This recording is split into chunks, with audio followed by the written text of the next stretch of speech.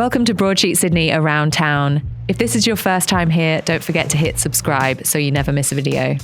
I'm Emma Joyce, features editor at Broadsheet, and I'm the host of this short guide to Sydney. Let's get into it.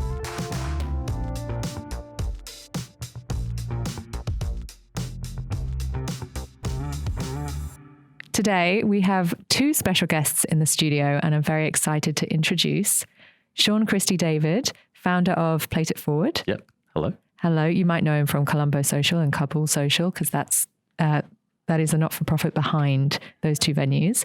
You've opened a third venue with head chef Roman Cortez. Hello. Thank you both. Head chef and business partner. Head chef and business partner. Yep. Right. Very important correction. Yep. Thank you. Yep.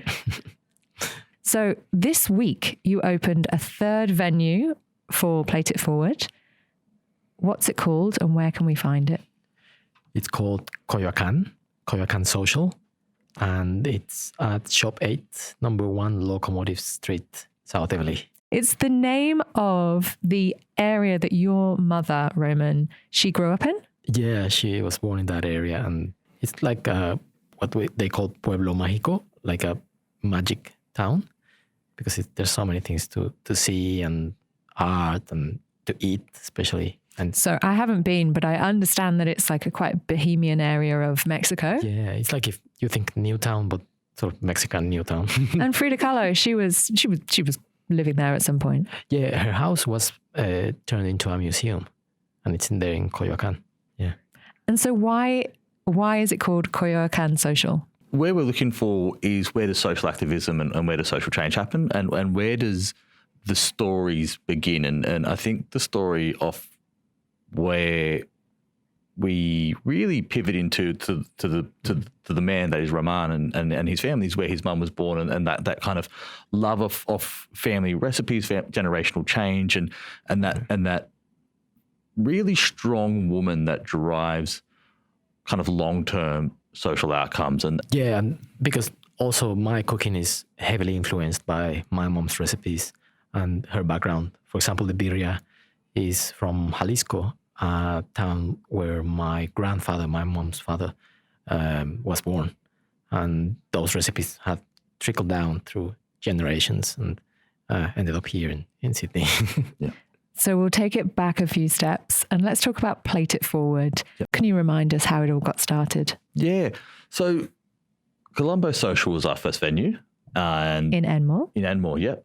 And that was similar to Roman. It was my mum's recipes, that style of things, and kind of paying respect and homage to that. And then during lockdowns, when COVID really happened, we went and had an excess of food for that week. And I'd been working with Indigenous communities for a while. They called up and asked for help, and we started donating food that week. And that's when the movement really started for Plate It Forward, that buy one, give one, since then, I think it's gone, we'll celebrate our third anniversary, if you want to call it that, sometime this month. But we've done about 400,000 meals in Sydney, about 50,000 meals in Afghanistan, a bit more than that in Sri Lanka, 60, 70,000 meals in Sri Lanka. And what we're doing in Mexico is that. So the Plate It Forward ethos is, how does a person, as part of a wider community, be involved to create something that means something special? And we've always said food is that. So that's how it started. It's kind of eventuated to be a little bit bigger than we thought, when we just kind of said, we've got food, put it into a container and let it go to someone that needs it. Let's talk about how you two met, because this is kind of an interesting story. You met at a Day of the Dead festival. I received an invitation by the organizers and they told me, "Oh, we have a fridge for you to use to store the food." And I said, "Okay, well, if I can use a fridge, then I can do it." Anyway, we were there, and that fridge, it turns out it was a freezer. It wasn't a fridge. And we had the queue of people who wanted to eat, like, we want the food. Angry customers. Yeah. Hungry customers. Maybe that's the way to say it. They were pretty decent. I mean, people here are pretty decent. And then I had the frozen chicken, and in that moment, Sean came and said, "Is your chicken frozen?" I said, "Yeah, I can't get it. I can't get it ready for the people." And I know where a microwave is. and he was like an angel, like, and then that's how we met. And then he kept helping me, and we were running out of cheese as well. And he went all the way to Aldi to buy some cheese. And Roman had no idea who I was. I just went to the back. I kind of saw what was going on. I went, I'll go to the back and kind of see what was happening. Saw him like a little bit worried. I'm like, what can I do?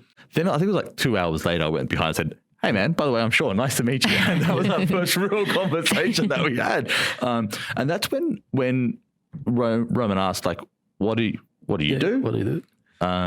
And I said, oh, look, I've got places where we've got venues and restaurants. And I started talking about a go-kart, and we started saying that's how the consomme first started. Then we started bonding over that. And I'm like, oh, and by the way, we've got a charity where we donate food to people that are experiencing homelessness. And we've got a kind of off-site kitchen where we do food for people recovering from addiction. And that's when that kind of triggered something quite special in you, and kind of where we bonded over. Like, that was Saturday. It was Saturday in, I think it's the 19th of October. Around that date, somewhere in the end of October. I got given a venue on Thursday. Wow. Okay. By Mervac. So I've got this. I'm sitting on this kind of really awesome spot. You've got Lucky Kwong, you've got Rebar, you've got Rara, you've got all these great places, and now there's us. I'm like, and hordes of hungry city workers. Exactly. Well, not city workers, but South Everly workers every lunchtime. Yeah. I don't know what to put in here, so I've got no idea. So I'm like, sitting on it, thinking about it, and then I met Roman. And I'm like, oh, this has got to be, and that's how that kind of happened. So we're talking about the kind of venues that have happened, and nothing has come really besides Colombo Social from myself. It's been having conversations with people who are incredible, who we find to be inspiring change makers, and people that have kind of overcome things that have led to a strength and resilience and a really, really kind of great thing. And that was with Roman. And you have also overcome addiction, and so you felt like there was a personal connection here and a way that you could help out. Yeah, exactly. Yeah, it's something that when I saw the opportunity, I said, well, that it would be great to be able to contribute. I mean, Sean was already doing it, and he mentioned that specific group of people, and I never thought that with my food I could help people like that to get to recovery. So when people come and order from like a tostadas or birria tacos, somebody else is fed elsewhere, and that's at addiction centers. Is that right? Yeah. The wonderful thing is that we are getting to help the center where I started my recovery process in Mexico City. Yeah, that's fantastic to have that connection. Yeah. So it was. How does it fit into the ethos that we have, which is that contribution? When we sat down, we had a lengthy conversation around who is the cohort of people that you really want to work with, and if you had an ability to be able to pass on and give food to people who would want to be, and then it kind of came down to where was a massive milestone for you, and where did life change? And that center there seemed to be, a really pivotal point, and to be able to gift that back to other people is something that I think excites me a lot. If I'm coming to your venue, what can I order? What are you serving at the moment? Well, the main dishes are birria, which is beef slow cooked in adobo that has a few Mexican spices and chilies, 2 base chilies, guajillo and ancho. And we also have cochinita pibil, which is a pork dish, also slow cooked in an achiote-based adobo, and chicken tinga. So we also have a vegetarian dish, which is pretty good. Very good. I love it. And I'm more like beef person, but this is really good. It's cactus, and it's new. It's a very common type of food in Mexico. Nopalitos, we call it. We cook it with charred corn and capsicum and onion, and it's beautiful. We can serve that in either tostadas or nachos or quesadillas, which is the corn tortilla with melted cheese, or tacos with the birria consomme. That is where the beef is being cooked. Is your mum in Sydney? Currently, yes, she is. And has she eaten at the venue? Of course, yes. Yes. What are her thoughts? She loves it. Yeah, Does she have happy. A favorite dish or anything? I think it's between the birria and the pork, the cochinita.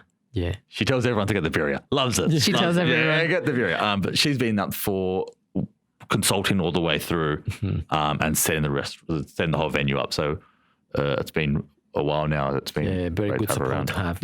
Overlooking the. I love that it's a tribute to her, basically her lifestyle cooking.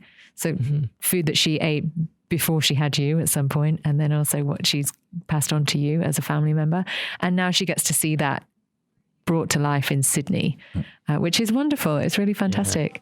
Thanks both for coming in and telling us all about it. A pleasure. Well, Thanks for having us. I'll be back for some birria tacos. Please, yeah. And that's all we have time for today. Of course, you can stay up to date with what's happening around Sydney at broadsheet.com.au and at broadsheet_Sid on Instagram. I'll be back next week, same time, same place. Chat then.